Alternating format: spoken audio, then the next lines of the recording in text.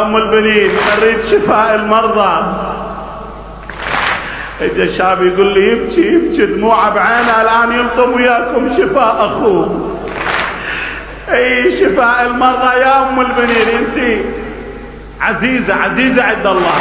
خبر امي وصل لي نفذ يا ابا الحسن صبري ونيراني الغضيت الهب بعروقي وغدت يسري حملتهم يوم لاعتهم وياه بحالتي ادري فقدهم